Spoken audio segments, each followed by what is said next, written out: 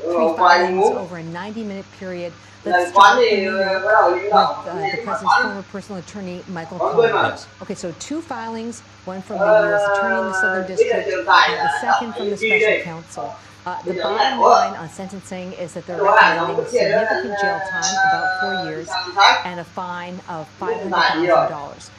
Buried in the special counsel filing is kind of an indicator of what kind of information he's provided on Russia. And I'm just going to go to my glasses and the paper here for a second to read the quote. Okay, so it says, Cohen provided the SCO, that's the acronym for Special Counsel Office, with useful information concerning certain discrete Russia-related matters to its investigation that he obtained by virtue of his regular contact with company executives and the campaign. Cohen provided relevant and useful information concerning his contacts with persons connected to the White House during the 2017 to 2018 period.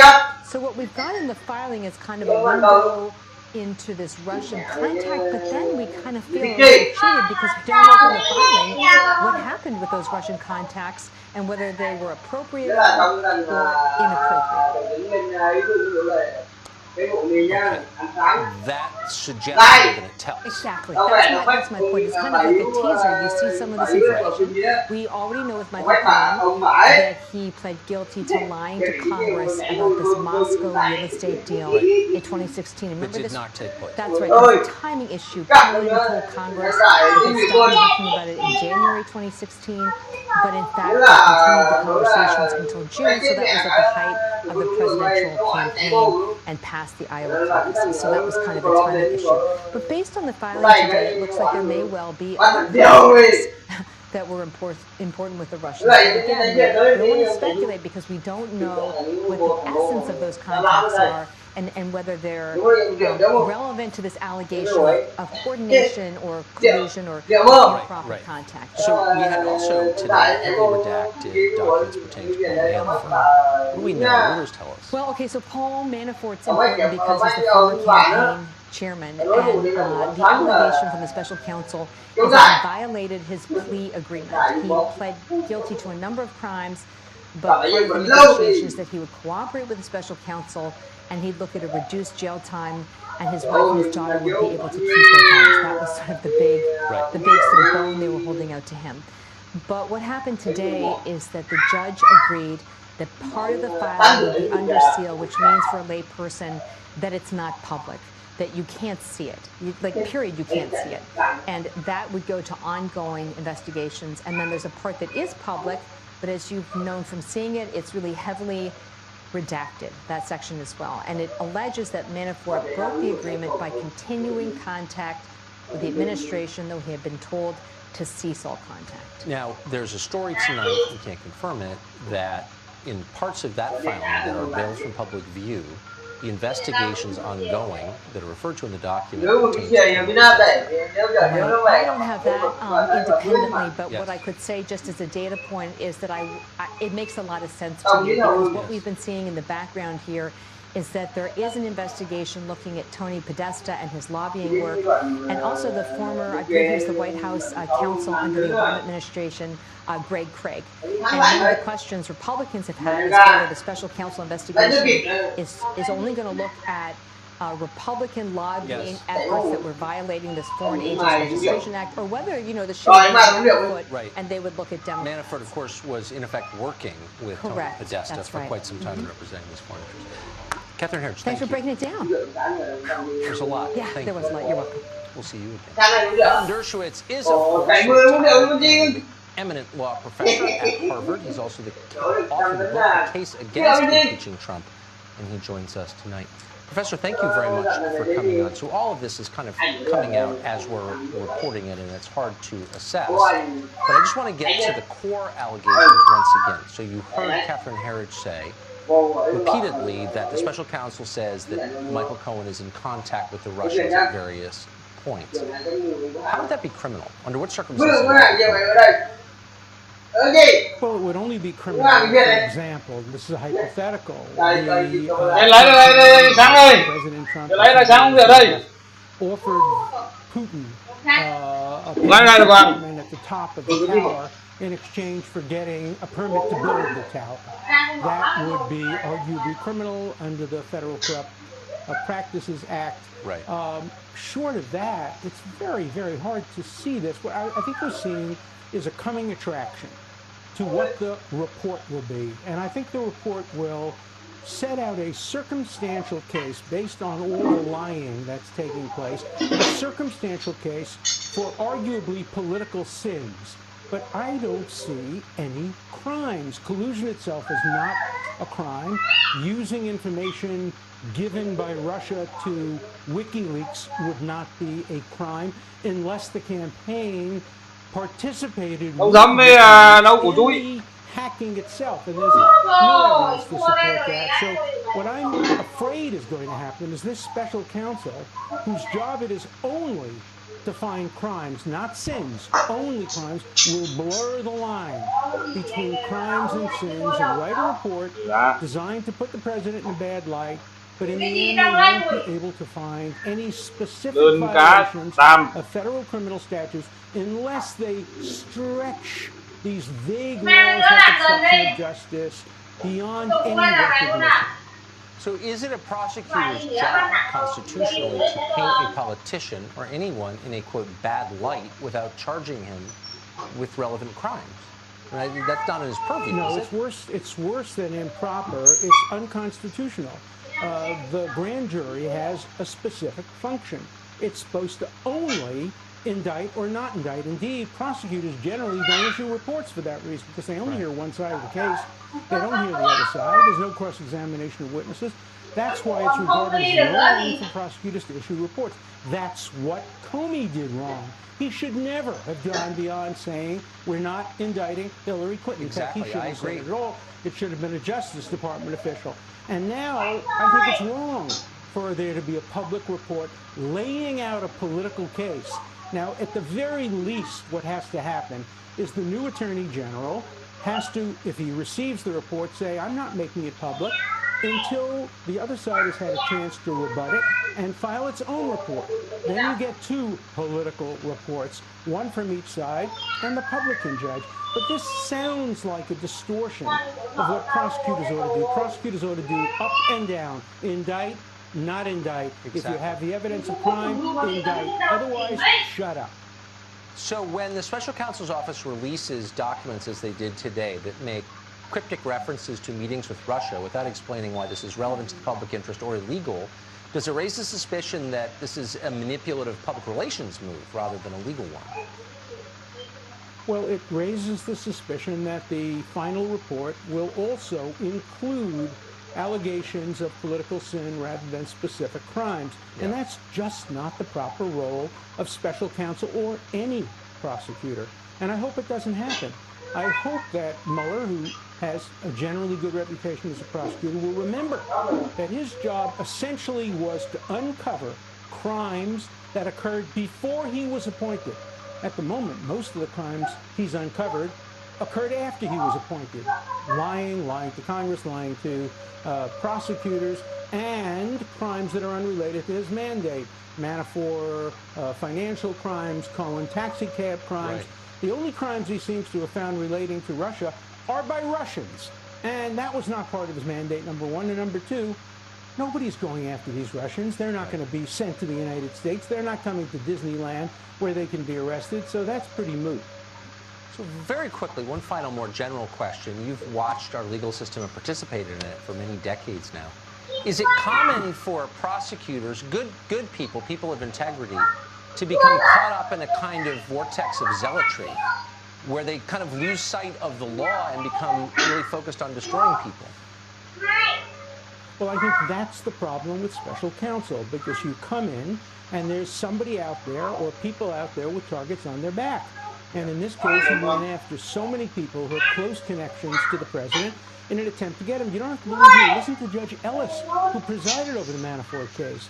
He was very critical of how the special prosecutor is squeezing people, not only in order to make them sing, but in some cases, people are composing because they think the better the story, the better the deal. It also gives a lesson, an object lesson to criminal defense lawyers. Be careful when you make a deal, because when you make a deal with the prosecutors, they can really come back and hurt you. Look at what happened to Cohen.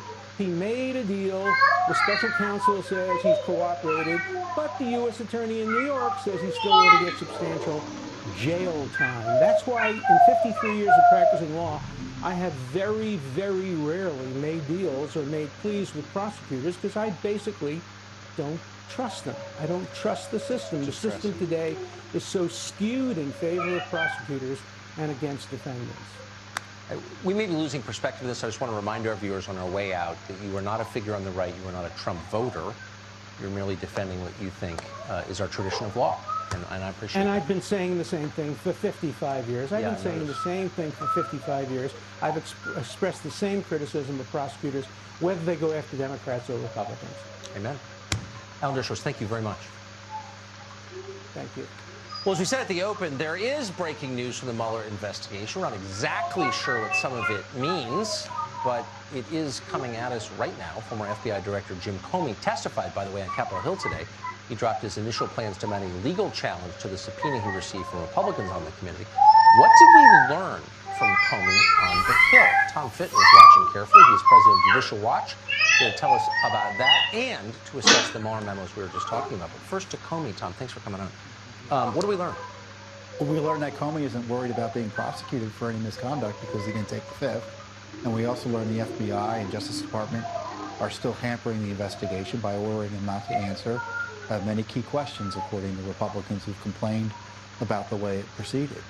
We're going to Can I ask you a question? Didn't Comey, am I overstating this, and I want to be fair, but it seemed to me like Comey committed perjury last time he testified because he said that he had never participated in leaking while FBI director, and then Andy McCabe, who would know, later said that he had. Did anyone ask him about that? Well, I don't know, but I guess it depends on what the meaning of leak is. I guess it does. And he took those FBI memos, FBI files of Donald Trump, and leaked them with the specific purpose of getting a special counsel appointed.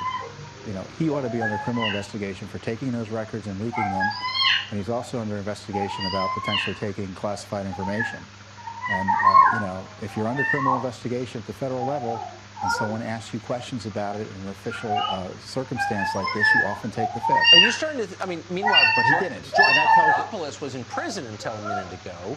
Are you getting the impression that the truly powerful really don't face legal consequences? It's always the little guy. It's always Jerome Corsi, some 72-year-old writer for Newsmax, who gets threatened with prison. But Jim Comey, the FBI director, gets to do whatever he wants. That kind of seems like the list. Well, it's not necessarily powerful, but it's a partisan process. Because President Trump's powerful, but he's being attacked and abused. Good point. But if you're connected to the Democratic establishment, if there's a partisan nature here, which is to get Trump, you're protected.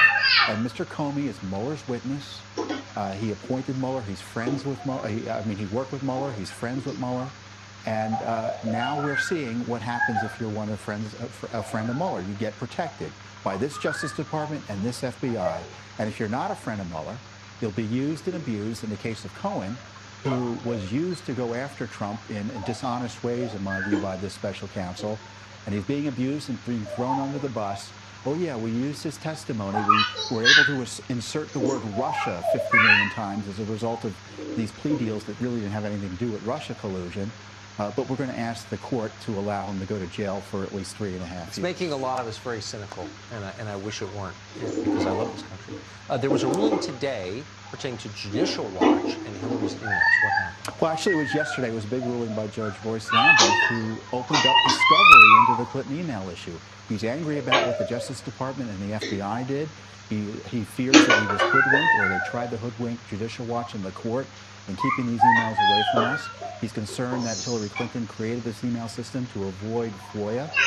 And he really went after this Justice Department for coming into court and engaging in what he called chicanery to try to make excuses for and explain away the misconduct that saw these emails hidden and the email system used to avoid court scrutiny, congressional scrutiny, and questions from the American people. In fact, he asked, was Benghazi one of the reasons they didn't want us to know about these emails? So this discovery is significant. Amazing. And, you know, Congress is out to lunch on this, and Justice Department is on the other side, but the court wants more answers. Whatever happened to the Republican Congress? We got to do a series on that, maybe in January. Tom, great to see you. Thank you. 3 whistleblowers have come forward with allegations of corrupt dealings at the Clinton Foundation. That's according to Republican Congressman Mark Meadows. He says the whistleblowers produced hundreds of pages of documents. They exposed misallocations of funds and the creation of quid pro quo arrangements during Hillary Clinton's time as Secretary of State. That would be influence peddling for those watching at home. The continuing investigation of the Clinton Foundation is the subject of a scheduled congressional hearing next week. Peter Schweitzer is well-traveled in these waters. He's the author of Clinton Cash, and he joins us tonight. Peter, thanks very much for coming on. Who are these whistleblowers? Do we know? We know that they have done work with the FBI, that they work with a consulting firm. We know that they did research that include apparently an interview or a discussion with the CFO of the Clinton Foundation. I have not seen the material yet, Tucker, but I think it further confirms this long-established pattern of serious questions about what the Clinton Foundation is up to. And if you think of the scales of justice, Tucker, look at what launched the Trump-Russia collusion investigation, which was the Steele dossier. By the way, I thought it was a good idea to investigate this. That launched the Trump investigation. On the Clinton Foundation side, we know that money was transferred to the Clintons. We know that they had agreed to disclose donors, that they hid those donations. You could find a $20 donation from a Mary Smith in Arkansas, but the $2 million donation from the chairman of a Russian-owned uranium company was not disclosed. We know that they lied to journalists about meetings that the journalists said took place, that the Clintons said never happened, and only when the journalists showed them the photographs did they admit that they happened. And we had an internal review by the Clinton Foundation itself, done by Simpson Thacher, which talked about the fact that there was a pay-to-play expectation by big donors. So this is going to further confirm what we've already known. And for the life of me, how you can launch an investigation based on the Steele dossier, which Comey admitted was salacious and unverified, but you can look at this other body of information and say, well, there's nothing to see here, proves the point I think that Tom Fitton made earlier, that justice seems to be certainly not balanced and seems to be partisan. So a pay-for-play offer to foreigners from a foundation run by the Secretary of State, I mean, that's in the criminal category, is it not? Absolutely. I mean, people make this mistake all the time. They say to me, well, it's a charity. It's very, very clear. The bribery charges in the United States, the international bribery standards to which Hillary Clinton as Secretary of State committed the United States to, the international bribery standard says if you donate to a person, if you give money to a political figure, if you give to their family members, or if you give to their charity, that's all criminal if you're trying to engage in pay-to-play. And by the way, American companies who have given to legitimate charities in foreign countries for that purpose have been charged under the Foreign Corrupt Practices Act. So it's a very serious issue. So the line on the Clinton Foundation was always, as you just said, it's charity, and it continues its important work of fighting childhood obesity around the world, or whatever it was pretending to do. How is it doing now that there's no more influence to sell? Do we know? Great question, Tucker. We know that donations are way down, off by more than 50%. Now, you would think that Bill and Hillary Clinton, she's not running for president. You'd think they'd have a lot of time on their hands to do a lot of fundraising for the Clinton Foundation, but the money has basically dried up, particularly from foreign entities. So this should be no surprise. And if you chart the rise of the Clinton Foundation, particularly with foreign donations, Tucker, it rises and falls with the political fortunes of the Clintons, which is just further evidence of why they were donating this money. And by the way, to the work of the Clinton Foundation as a charity, this internal review that was done by Simpson Thacher, they interviewed Clinton Foundation employees and asked them to rate the effectiveness of the Clinton Foundation as a charity on a scale from 1 to 10. The average Clinton Foundation employee gave it a 4. So they didn't consider it a very effective charity, even though that's where they worked. Your employees are giving you a 4 out of a scale of 10. It's a problem. Peter Schweitzer, always fact-based. I appreciate it. Good to see you. Thanks, Tucker. Dan Bongino is often on the show. He's a former Secret Service agent and NRA TV spokesman and the author of Spygate, the attempted sabotage of Donald J. Trump. You probably saw, Dan, as we did at the outset of the show, that there are these new documents pertaining to Michael Cohen and Paul Manafort, and in those is the word Russia. Now, that word is not explained, but it's repeated quite a bit. Is that evidence of a felony? When you use the word Russia over and over and over, that means the person about whom you're using it should be in jail. Is that the law? I'm just checking. Well, maybe a grammatical felony if you spell it wrong, but the mentioning of Russia in a report is not a felony at all. You know, I mean, I love when you say that because it's true. They say it as if the mention of Russia somehow, it automatically imparts on someone an air of criminality. It's not true, Tucker. I've been to Russia. I've never been interviewed by the FBI. I went there as a Secret Service agent. Yes, shockingly, I went there to Russia in your capacity as a federal agent? It gets better. Oh my God. Wait, Tucker, it gets better. This is where it really gets nasty. The government asked me to go over there as a Secret Service agent. How is that? How could the federal government ask me to commit such a crime as going to Russia? I mean, this is utterly absurd. Well, it's a conspiracy so vast, right? Of course. Yeah. That's the hallmark of a conspiracy theory. It can never be disproven, right? So, exactly. Listen, there's some takeaways here, though. I think we can figure out right now and affirmatively say, looking at these paperwork, that Bob Mueller is not investigating collusion. Bob Mueller is investigating Donald Trump. This is the equivalent of a taxpayer-funded private investigator following Donald Trump and his team around to harass him for the rest of his presidency. This is a joke. It's an embarrassment. It's the stuff that's done in third world republics, and the media figures supporting this should be absolutely ashamed of themselves. This case is a farce. Well, it's setting precedents I don't think any of us are going to want to live with for the rest of our lives. Seriously dangerous precedents about how the government behaves. That I think really are a threat to democracy. Dan Bongino, great to see you always, despite your grave admission that you were once in Russia. See you next week. Well, today's Friday. We hope all of you enjoy the weekend. But this is sad news. We've got a report tonight. You need to be careful. Keep your doors locked, your kids inside. America's streets and voting booths are no longer safe because after fewer than 2 weeks in jail, Vladimir Putin's hand-picked Russian spy / democracy hacker, George Papadopoulos, is once again free, released, walking among us. Slide the dresser in front of the door and say a prayer. No one's safe while he's out. Straight ahead, Nancy Pelosi says Democrats will never, under any circumstances, allow our border to be protected because that would be immoral. We're quoting her, immoral. What should Republicans learn from this? That's after the break. Things work in Washington. You may be wondering, when did morality begin to play such a central role in the legislative process? And the answer is the day that Nancy Pelosi got ordained. Pelosi is now an archbishop in the Church of Progressive Sanctimony. Her spiritual gift, hectoring. Listen to her preach. What the president did was unconstitutional and indeed, in my view, immoral. It is a moral issue. This is a moral challenge. Immoral, unconstitutional, incompetent, short-sighted, and immoral. Our moral responsibility. We have a moral responsibility to the next generation. It's just a reflection of the weak moral authority.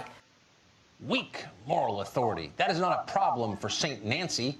Her moral authority is absolute. She is a good person.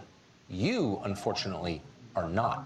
So pay attention as she explains once again, a border wall is immoral. Well, fine. Far be it for us to question the command of an archbishop. We'll take her at her word. God hates walls. But wait, if walls are immoral, what about fences? Obama seemed to like them.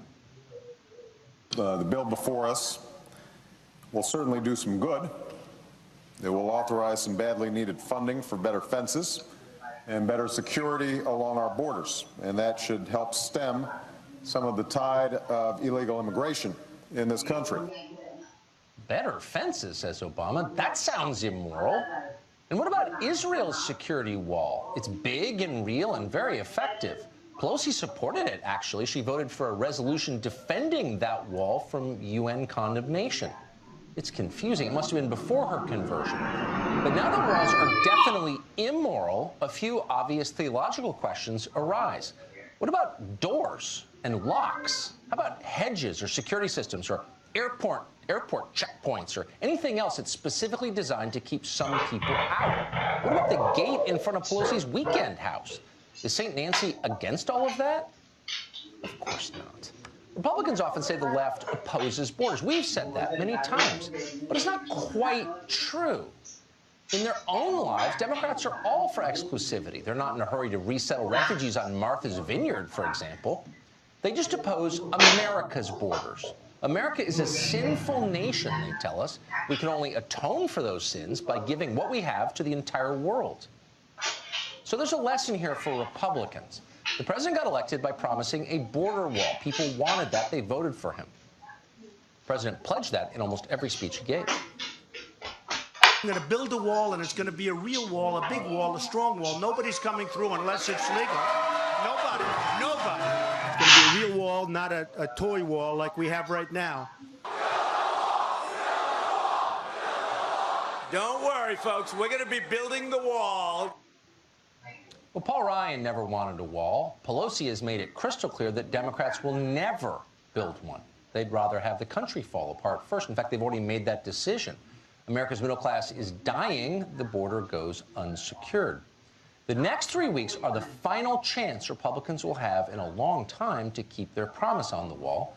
It wouldn't be easy to do it, but it wouldn't be impossible. There's precedent for it. Democrats lost the House in 2010, and in the short window before the Republicans took back the House, in the lame duck period, Barack Obama got quite a few of his priorities into law. Democrats repealed the military's ban on gay service members, affirmed a nuclear treaty with Russia. They even passed Michelle Obama's school lunch bill. So Republicans could fund a wall before turning back the House. They could have done it at any point in the past 2 years. They just don't really want to. Keep that in mind. Enrique Acevedo is an anchor at Univision. He joins us. Enrique, thanks very much for coming on. Now, you're a journalist. I'm not a theologian either, but Nancy Pelosi has just informed us that a border wall is immoral. Do you think that all walls are immoral, just our border wall? What about the wall in Israel? Is that immoral? You can cherry pick the word immoral, but she also called it expensive and ineffective, which couldn't be more true. To tell you the truth, this is what's immoral: to tell your audience and the American people that a border wall is going to solve our immigration crisis, to use the wall as some sort of extortion to pass the DREAM Act and legalize the lives of hundreds of thousands of young kids who are as American as any other. I tell you also what's immoral: to use the wall as a way to get elected. So I think that's what she was referring to. But hold on. Can't we just disagree? Does one of us have to be immoral now? Maybe we just disagree about the wall. Why does one of us have to be a sinner and the other virtuous? No, I think being, the immorality of the wall is the signal it sends to a country that has been a partner, an ally, a good neighbor like Mexico. It says we're for division, we're for hate. It says that we don't want others to come to this country while this country was founded by immigrants. So I think that's what's immoral about it. It really betrays fundamental principles, foundational principles in this country. So where's Univision headquarters? Down in Florida or New York? I haven't been. We're down here in Florida. Okay, so if I were to go tomorrow, and I got the day off, and I showed up at your building uninvited, would I find a wall or a checkpoint? Would I have to show ID, or could I just go in and use your office and take some of your office supplies? You would also find a wall around my home, and I'm sure you have one also, Tucker. But those walls are not for your neighbors, your business partners, the person in charge of helping you out on Saturday night with the kids, for the nanny. They're for dangerous criminals and maybe even terrorists. Those walls are not to keep us from our friends, from the people we love and the people who want to help us. Hold on, no. The wall signifies ownership. So you guys own Univision, you own your home. You get to decide who comes over. If you have a dinner party with your friends, that's great. If 12 strangers come in and eat your food, it's not a dinner party, it's an invasion. So the key factor is your choice. You get to decide who comes into your home because it's your home. Same with your office at Univision. Same with our country, which is America, where I was born. So we don't have a right to say who comes in or out? That's immoral? How? No, I think the U.S. has every right to secure its borders, and I think it's done that for the past half a century. We've spent, just in the last 12 years, over $100 billion on border security. This has become a dangerously misleading narrative, this idea of border security, because we say the border is not secure, while the border is as secure as it's ever been in our history. Okay, so, I guess the obvious question is, how do we get 22 million illegal aliens living in our country if the border's so secure? But if you're for border security, Why are you against a wall? It's another form of border security. Why is that so offensive? Why is that so immoral? Why are people who support it sinners? Maybe because it's effective? Is that the problem? I didn't say they're sinners. By the way, you know who also thinks the wall is immoral? The Pope, the leader of the Catholic Church. Really, is there a wall Nancy around Pelosi the is not alone on this. Vatican? Oh, okay. So the Pope. There's a wall around the Vatican. I think if I try to get in the Vatican without the Pope's invitation, I'd get arrested. I've never had any issues walking into St. Peter's Square. There's actually just a white line, and everybody can go across. I've been there. There's actually a wall. So there's a misconception about the Vatican being a walled city. Anyone can walk into St. Peter's Square without any sort of issue. St. Peter's Square, but you can't walk. That's the Vatican. That's like the heart of the Vatican. No, actually, you can't walk freely through the Vatican. I've been there, and you know. I mean, let's be totally real.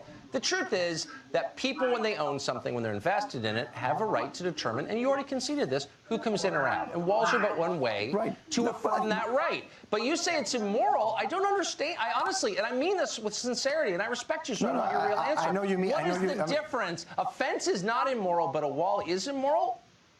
Unpack that. Like I said, I think it's immoral because what it represents, the signal that it's trying to send, division, hate. It's trying to somehow paint the U.S. as an isolationist country, as a country who doesn't want people to come here. And that's not, I think, who we are and how this country was founded. Those are not the principles and the values of the American people. Voters will determine that. But let me just ask, but why does a fence not send that same message? I'm sorry? A fence does not send the message of hate. But a wall does send a message of hate? I think a wall, it's a message of division. It's a wall of keeping others away. Why is a fence not the same message? I don't understand. How is a fence different from a wall? I think that's just semantics. The fence, a wall, it's pretty much the same thing. And I would argue that Democrats and Republicans are both responsible for this idea of this dangerously misleading narrative of border security. Many Democrats voted in favor of the 700-mile wall that's already at the border. So I don't think this is a Republican or Democrat issue. I think that the American people have been lied to in this sense, and that's what's immoral about this. Then tell them the truth very quick. Obama called for a fence. We have a fence along, say, the San Ysidro-Tijuana border. You're okay with that because you're for border security. But if the fence became a wall, it would become immoral. Tell me the substantive difference between a fence and a wall. Is it an aesthetic difference? I mean, what honestly? I think it's just semantics, Tucker. Like I said, Democrats voted for the 700-mile wall, fence, whatever you want to call it. And that's not really helping solve our immigration crisis. We've seen that, and I think it's going to help the Border Patrol do their job better. But I think we can find solutions that can do that are less expensive than $25 billion. And really quick, is the Israeli wall immoral too? Does that send a message of hate? I'm sorry? Is the Israeli wall along the West Bank line, is that immoral too? Does that send a message of hate? I think that's a different circumstance, right? Because they were being threatened by the very real possibility of terrorists coming to their country, and you can prove that by building that wall. They've been able to reduce that threat considerably, so it's a different circumstance. It's a good thing. Okay, there, but not here. All right, Enrique, great to see you. Thank you so much. Thank you, Tucker.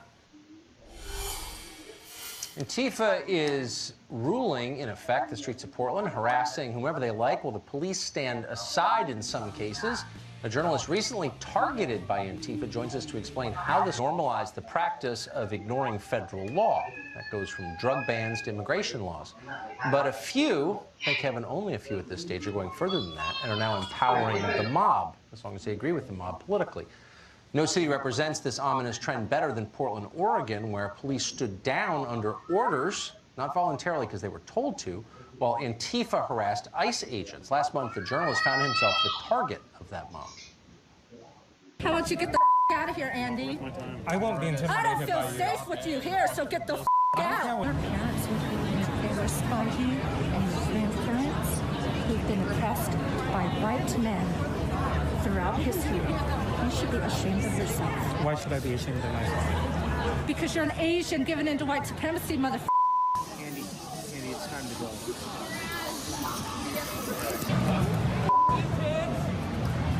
Piece of Nobody likes you. Nobody likes you. The city hates you. You're trash. Get the out of here. Talk about Occupy ICE? He supports the detention of non-criminal immigrants? Get the out of here. Nobody in the city likes you.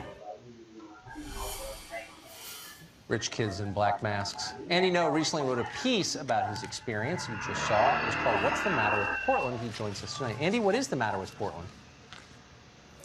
I think Portland is an example of what happens when you have a city that is an ideological monoculture with no counterpoise. And so these ideas on the left just sort of become radicalized in their own echo chambers. And as the city is also very secular, so there's an erosion of traditional sources of purpose and meaning, for example, from religion. So instead, people are turning to political ideologies, and they want to be heroes, but instead of dedicating their lives to service or joining the military, they're joining movements like Antifa and going out in the street to fight because they think they're actually in a battle with fascists. It's a deep and true analysis, I think. Portland is a beautiful city, and there are normal people, nice people who live there. What do they think? I mean, not everyone in Portland agrees with Antifa. Do they have a voice? I think the genius in Antifa is actually in the name, because they put themselves in a position where it's actually very hard for left-leaning or left-wing politicians to criticize, because then it sounds like you're being against anti-fascists, which sounds like a noble thing to be, right? And so for a long time, Portland residents were reluctant to be too critical of this movement, but as Portland has been victimized through various riots and scenes of violence, I think more normal people are waking up and seeing that this movement is a little bit indiscriminate in who they target. They've targeted just regular citizens, for example, trying to drive through, trying to pass through, or trying to run a business.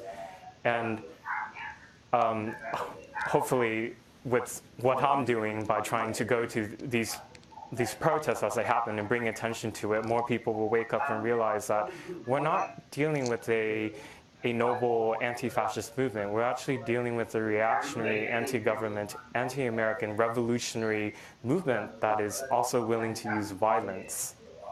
Yeah, a movement that says it's against white privilege, but is almost exclusively privileged white kids. Andy, be careful. You could get hurt, as you well know. You're a brave man. Thank you for joining us. Thanks for bringing attention to this. Thank you. Well, top Democrat says the United States must re-adopt the Paris Climate Accord. Well, Paris actually tried that, and you're looking now at the screen at what happened when they did. That's after the break. All through France, they may topple the French government. They're mostly being ignored in this country, but they're worth paying attention to because they tell us a lot about the downside of elites forcing ordinary people to bear pretty much the entire burden of fighting climate change. Our bettors are very concerned about climate change, but they don't want to give up their planes. They want you to pay more at the pump. This is not a workable long-term approach, but elites have refused to rethink it. In fact, they're doubling down. In a recent statement, the Senate Minority Leader, Chuck Schumer, says there will be no infrastructure deal with the Trump administration. No Americans will work on that deal until and unless the U.S. rejoins the Paris Climate Accord, the one that France is following, which led to the riots. Well, Josh Fox has been following this. He's an environmental activist. He directed the anti-fracking film Gasland, and he joins us tonight. Again, Josh, thanks a lot for coming on. So what I love about this... Pleasure, Tucker. Thank you. So neither of us is a climate scientist. We don't need to argue out the details of climate science for the purposes of this conversation. I'll just concede for the purposes of this that, like, everything you say is true. I'm interested in what the solutions... All right, I'm all for that. No, but I'm interested because I noticed that the solutions always entail normal people paying a lot more for the necessities of life. Why is it never Jeff Bezos footing the bill or closing the carried interest loophole and letting finance community pay the bill? It's always like, you know, normal people. Why? Tucker, we're going to agree about something for the first time perhaps ever. This is amazing. I couldn't agree with you more. What's happening in France is they're forcing working class people to pay the burden of a certain policy change. Now, this policy needs to change. We need to get off of fossil fuels right away. We see all these signs, wildfires in California, huge hurricanes, all these things that are happening because of climate change. But you're absolutely right. Major corporations, and there are 100 major corporations that are responsible for most of the emissions on the planet. Those are the people who should be footing the bill. Now, if you were to listen to somebody like Emmanuel Macron or Barack Obama or these neoliberals, you would see a lot of these policies being fanned out among the population rather than on Wall Street or the big corporations or big oil. But what's different right now is you have something called the Green New Deal. The Green New Deal, being popularized right now by Alexandria Ocasio-Cortez and others and Bernie Sanders, is saying